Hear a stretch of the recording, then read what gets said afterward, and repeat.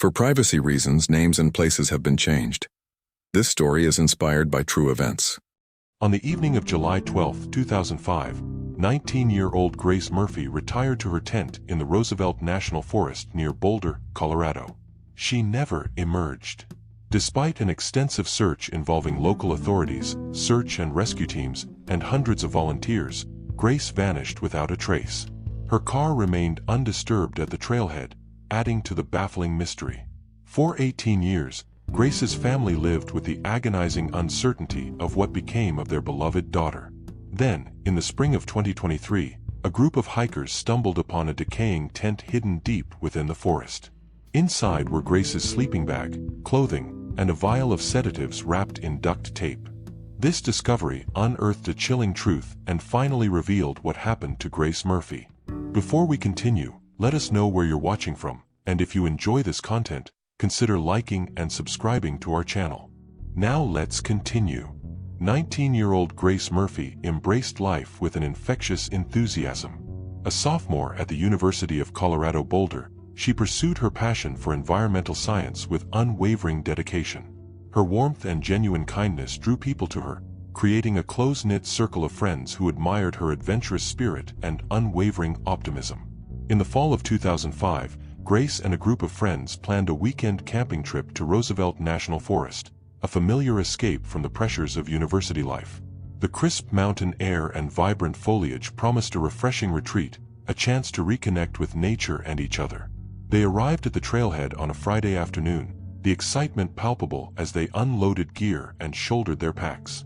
The hike to their chosen campsite was filled with laughter and shared stories, the anticipation of a weekend under the stars fueling their steps. As dusk settled, they pitched their tents, a small cluster of brightly colored nylon against the backdrop of towering pines. A crackling campfire became the heart of their temporary community, casting flickering shadows as they shared stories and roasted marshmallows. Grace, feeling tired after the hike, decided to retire early. She bid her friends good night, crawled into her sleeping bag, and zipped the tent flap closed. It was the last time anyone would see her alive. The next morning, her friends awoke to find her tent empty. Initially, they assumed she had gone for an early morning hike, but as the hours passed with no sign of her return, a sense of unease began to creep in. Her backpack, phone, and car keys remained untouched inside her tent. Her car was still parked at the trailhead. The initial search began with a frantic sweep of the immediate area, friends calling out her name, their voices echoing through the silent forest. As the realization of her disappearance sunk in, they contacted park rangers and the Boulder County Sheriff's Department. The search quickly escalated, expanding outward from the campsite. Trained search and rescue teams, volunteers, and Grace's family combed the dense undergrowth, their hopes dwindling with each passing hour. The forest, once a place of tranquility, now held a chilling silence, punctuated only by the rustling of leaves and the distant calls of searchers.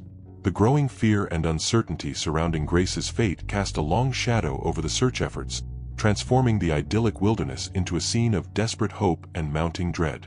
The initial investigation into Grace Murphy's disappearance began immediately. Boulder County Sheriff's detectives arrived at the campsite, meticulously documenting the scene.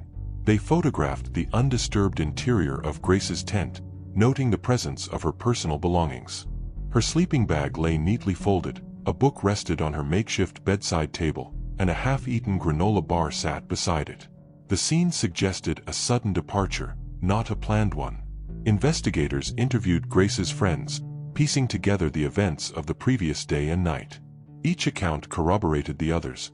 Grace had retired early, complaining of fatigue, and had not mentioned any plans to leave the campsite.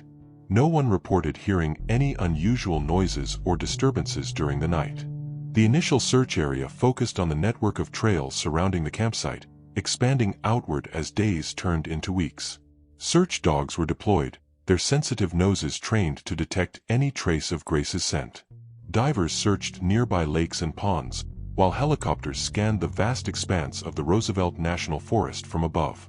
Despite the extensive efforts, no trace of Grace was found. The challenging terrain hampered the search. The dense forest, punctuated by steep ravines and rocky outcrops, made it difficult for search teams to cover the ground thoroughly. The possibility that Grace had become lost or injured in the rugged wilderness remained a primary focus, but the lack of any physical evidence fueled growing concern that foul play might be involved. Detectives explored several avenues of inquiry. They checked local hospitals and clinics, contacted Grace's family and friends in other states, and reviewed missing persons databases nationwide. They investigated reports of suspicious individuals seen in the area around the time of Grace's disappearance, but none of these leads yielded any concrete results. The vastness of the search area posed a significant challenge. The Roosevelt National Forest encompasses hundreds of thousands of acres, making a comprehensive search virtually impossible. As the weeks passed, the intensity of the search efforts gradually diminished, although the investigation remained open. The media coverage of Grace's disappearance was extensive. Local newspapers and television stations ran daily updates, while national news outlets picked up the story, captivated by the mystery surrounding the vanishing of a young college student. The public responded with an outpouring of support, offering tips and volunteering their time to assist in the search. However, as time went on and the leads dried up, the media attention faded, and the case gradually slipped from the public consciousness.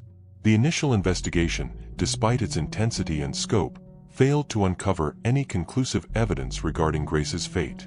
The lack of physical clues, the vastness of the search area, and the absence of any credible witnesses left investigators with more questions than answers. The case grew cold, leaving Grace's family and friends in a state of agonizing uncertainty, their hopes fading with each passing season. The years that followed Grace Murphy's disappearance were marked by a gnawing sense of loss and unanswered questions. For her parents, the pain of not knowing their daughter's fate was a constant ache, a wound that refused to heal. Every birthday, every holiday, every family gathering was a stark reminder of their missing daughter, the empty chair at the table a symbol of their enduring grief. They clung to the hope that she was still alive, somewhere out there, but as time wore on, that hope became increasingly fragile. Grace's friends, too, struggled to come to terms with her disappearance. The carefree days of college life were now tinged with sadness, the memories of shared laughter and adventures overshadowed by the haunting mystery of Grace's vanishing. They kept her memory alive, sharing stories and photos, refusing to let her be forgotten. The Boulder community, initially gripped by the mystery, slowly began to move on. The posters plastered around town faded, the news reports became less frequent, and the whispers of speculation gradually subsided. Life returned to its normal rhythm, but for Grace's family and friends, the world would never be the same. The case file remained open, a testament to the unresolved nature of Grace's disappearance. Periodically, the Boulder County Sheriff's Department would review the case, hoping that new technology or fresh leads might emerge. Detectives revisited old witness statements, re-examined the physical evidence, and explored new investigative techniques, but each attempt to reignite the investigation met with the same frustrating lack of progress. In 2012, a new detective was assigned to the case, bringing a fresh perspective and renewed determination. He meticulously reviewed the original case files, searching for any overlooked clues or inconsistencies. He re-interviewed Grace's friends and family, hoping to uncover new information, but the passage of time had blurred memories and yielded little new insight. The national media briefly revisited the story on the 10th anniversary of Grace's disappearance, reminding the public of the unsolved mystery and the ongoing anguish of her family. The renewed attention generated a flurry of tips, but none proved credible. The case remained stubbornly cold, a frustrating puzzle with missing pieces. For Grace's family, the years of uncertainty were a slow torture. The inability to grieve properly, to find closure, left them in a state of perpetual limbo. They organized annual memorial hikes in Roosevelt National Forest, retracing the steps of that fateful weekend, hoping against hope that some clue might reveal itself. They established a scholarship in Grace's name at the University of Colorado Boulder, a way to honor her memory and keep her spirit alive. As the years stretched into decades, a sense of resignation began to settle in. The hope of finding Grace alive dwindled, replaced by a desperate desire to simply know what had happened to her. They yearned for closure, for the chance to finally lay their daughter to rest and begin the long, difficult process of healing. The fading hope of ever finding Grace became a heavy burden, a constant reminder of the unanswered questions that haunted their lives. 18 years had passed since Grace Murphy vanished into the Roosevelt National Forest. Time had dulled the sharp edges of grief, but the mystery of her disappearance remained a lingering wound for her family and friends. In the spring of 2023, two hikers, exploring a remote section of the forest far from established trails, stumbled upon a weathered and decaying tent nestled among a thicket of aspen trees. Its once vibrant colors were faded and muted by years of exposure to the elements, the nylon fabric torn and tattered. Curiosity piqued, they cautiously approached the tent. Peering inside, they saw a sleeping bag, also showing the ravages of time, and a pile of clothing. A chill ran down their spines as they realized the potential significance of their discovery. They immediately contacted park rangers, who secured the site and notified the Boulder County Sheriff's Department. Detectives arrived, their hearts pounding with a mixture of hope and trepidation. This could be the break they had been waiting for, a chance to finally unravel the mystery that had haunted them for so long. The tent was carefully documented and photographed before being dismantled and transported back to the Sheriff's Department. Inside, among the decaying fabric and debris, investigators discovered a small, plastic vial. Its label was barely legible, but the remnants of a prescription sticker identified the contents as a powerful sedative. Attached to the vial, secured with a strip of aged duct tape, was a handwritten note. The ink had faded, making it difficult to decipher, but a few words were still visible: Grace, sleep, and quiet. The presence of the sedative vial and the cryptic note immediately raised red flags. This was no longer simply a missing person case, it was now a potential crime scene. The duct tape, in particular, was a crucial piece of evidence. It offered the possibility of recovering fingerprints or DNA, a potential link to whoever had placed the vial in the tent. The evidence was meticulously collected and transported to the Colorado Bureau of Investigation's forensic laboratory. The decaying tent, the sleeping bag, the clothing, the vial, and the duct tape were all carefully examined and processed. Forensic scientists worked tirelessly, using the latest techniques to extract any trace of DNA or fingerprints that might remain after so many years. The discovery of the tent, after 18 years of silence, breathed new life into the investigation. The cold case, once relegated to the archives, was resurrected. A new team of investigators, led by Lieutenant Wesley Torres, was assembled. They pored over the original case files, re-interviewed witnesses, and explored new avenues of inquiry. The discovery of the tent had injected a renewed sense of urgency into the investigation, a surge of hope that justice might finally be served. The small, decaying tent, hidden deep within the forest, had become a beacon of hope, a symbol of the enduring power of perseverance and the unwavering pursuit of truth.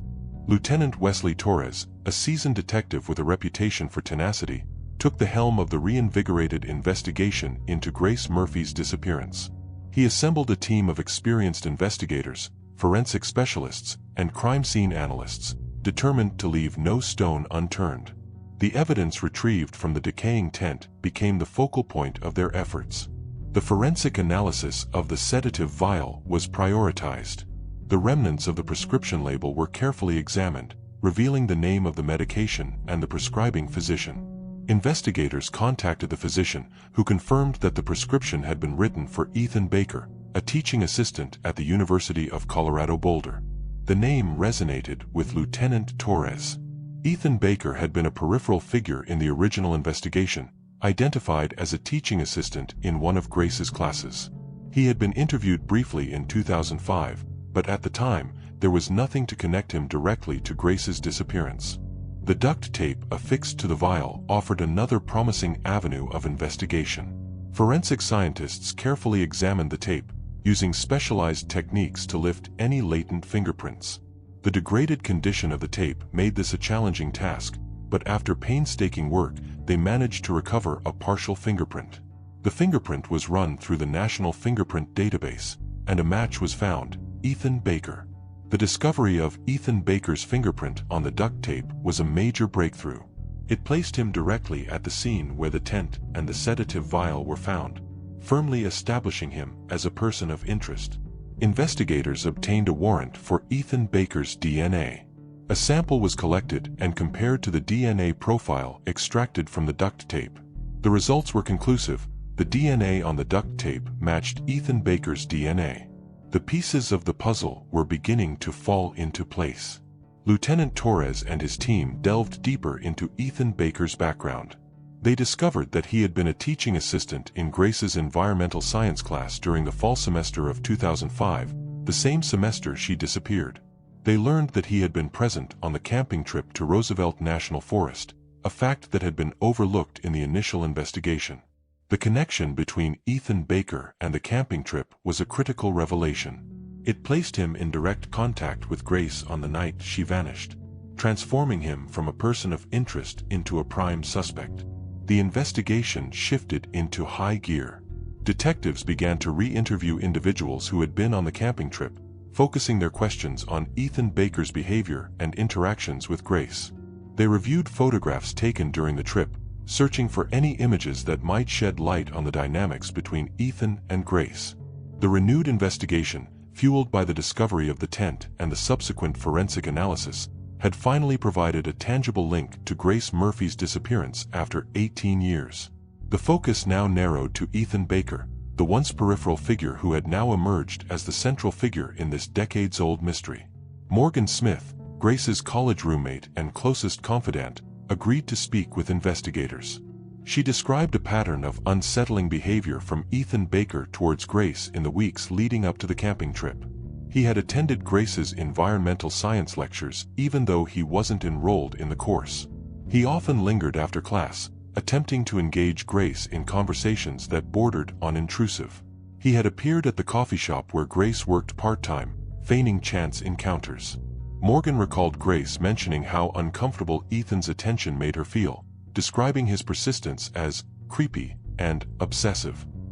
She had confided in Morgan that she planned to address the situation directly with Ethan, expressing her desire for him to leave her alone. The night of Grace's disappearance took on a chilling new dimension in light of the emerging evidence. Investigators now believed that Ethan Baker, driven by his obsession with Grace, had drugged her with the sedatives found in the tent. He had likely slipped the drug into her water bottle or food while she was socializing with her friends around the campfire. After Grace had retired to her tent, Ethan waited until she was deeply unconscious.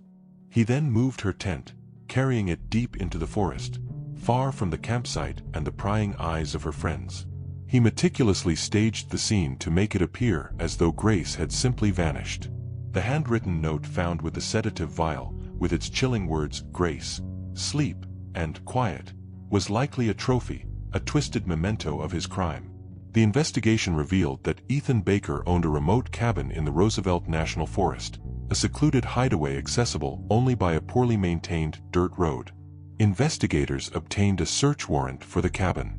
Inside, they found traces of Grace's DNA, confirming their suspicions that Ethan had held her captive there. The cabin's isolation provided the perfect cover for Ethan to keep Grace hidden, controlling her movements and silencing any cries for help. Confronted with the overwhelming evidence against him, Ethan Baker finally confessed. He admitted to drugging Grace, moving her tent, and holding her captive in his cabin. He claimed that his initial intention was to scare her into reciprocating his feelings, but his actions quickly spiraled out of control. He described how Grace, weakened by the sedatives and terrified by her captivity, had become increasingly ill. He panicked, realizing the gravity of his actions, but instead of seeking help, he continued to keep her hidden. He confessed that Grace had died in the cabin, succumbing to a combination of the sedatives and the deteriorating conditions of her confinement. Ethan Baker led investigators to an abandoned mine shaft deep within the forest, where he had disposed of Grace's remains. Forensic anthropologists carefully excavated the site, recovering skeletal remains that were later positively identified as Grace Murphy's. The discovery brought a somber end to the 18-year-long search. The truth, though horrific, finally provided the answers that Grace's family and friends had desperately sought. The trial of Ethan Baker captivated the nation, a stark reminder of the enduring mystery that had gripped the Boulder community for nearly 2 decades. The prosecution presented a compelling case, meticulously laying out the evidence against Baker. The sedative vial found in Grace's tent, the duct tape bearing his fingerprint and DNA, Morgan Smith's testimony about his obsessive behavior, the traces of Grace's DNA found in his cabin, and finally, his own confession. The defense argued that Baker's actions, while reprehensible, did not constitute premeditated murder. They portrayed him as a troubled individual whose infatuation with Grace had spiraled into a tragic series of events, culminating in her unintentional death. The jury, however, was unconvinced. After days of deliberation, they found Ethan Baker guilty of first-degree murder and kidnapping. He was sentenced to life in prison without the possibility of parole. The verdict brought a sense of closure to Grace's family and friends, a bittersweet resolution to years of agonizing uncertainty. The discovery of the tent, the subsequent investigation, and the eventual conviction of Ethan Baker allowed them to finally grieve, to mourn the loss of the vibrant young woman whose life had been tragically cut short. The resolution of the case had a profound impact on the Boulder community. The long-dormant wounds of Grace's disappearance were reopened, but this time there was a sense of finality, a chance to heal. The community rallied around Grace's family, offering support and sharing in their grief. Memorial services were held, celebrating Grace's life and legacy. The scholarship established in her name at the University of Colorado Boulder was revitalized, ensuring that her passion for environmental science would continue to inspire future generations. The case of Grace Murphy became a testament to the importance of persistence in solving cold cases. The dedication of Lieutenant Torres and his team, their unwavering commitment to uncovering the truth, demonstrated that even after years of unanswered questions, justice could still be served. The discovery of the decaying tent, a seemingly insignificant object hidden deep within the forest, had ultimately unlocked the secrets of Grace's disappearance, bringing closure to a grieving family and a community haunted by an unsolved mystery. The story of Grace Murphy is a story of loss, of justice delayed, but ultimately of the enduring strength of the human spirit. It is a reminder that even in the darkest of times, hope can flicker, and that the pursuit of truth, no matter how long and arduous, can ultimately prevail. The resolution of the case brought a sense of peace to the community, a reaffirmation that even in the face of unspeakable tragedy, the human spirit can endure, and that justice, though sometimes delayed, can ultimately be served. The memory of Grace Murphy, the vibrant young woman who loved nature and embraced life with infectious enthusiasm, will forever be etched in the hearts of those who knew and loved her.